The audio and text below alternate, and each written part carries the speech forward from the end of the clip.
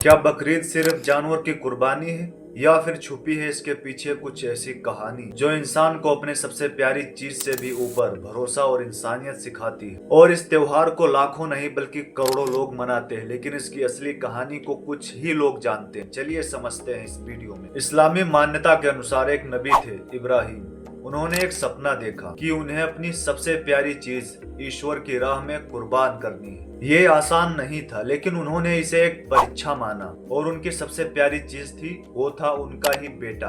और इस बात को उन्होंने अपने बेटे से बताया। और शॉकिंग बात यह है कि उनका बेटा इस चीज के लिए रेडी था। और फिर इस्लामी मान्यता के अनुसार आखिरी पल में बेटे की जगह एक जानवर की कुर्बानी दे दी गई। और यहीं से शुरुआत हुआ कुर्बानी का निजाम जो अभी तक चल रही है। इसके पीछे का मतलब क्या है? अब सबसे जरूरी बात, ईद उल अजहा का मतलब सिर्फ जानवर नहीं, इसका संदेश है त्याग, आज्ञा पालन और दूसरों के लिए अपने दिल में जगह रखना। यानी कि इंसान अपने लालच और अहंकार को भी कुर्बानी देना सीखे। और जब कुर्बानी हो जाती है तो गोश्त के 3 हिस्से किए जाते हैं। एक हिस्सा घर के लिए, एक हिस्सा रिश्तेदार और दोस्तों के लिए, तीसरा हिस्सा गरीब और जरूरतमंद लोगों के लिए। यानी कि इस त्योहार में बांटना और मदद करना उतना ही अहम माना जाता है। और ईद उल अजहा हर साल अलग अलग तारीख पर आती है, क्योंकि ये चांद वाले इस्लामिक कैलेंडर से तय होती है। और ये हज के समय के आसपास मनाई जाती है, जो इस्लाम की अहम धार्मिक यात्राओं में से एक हज है। तो बताइए, ईद उल अजहा का सबसे बड़ा संदेश क्या है? कुर्बानी,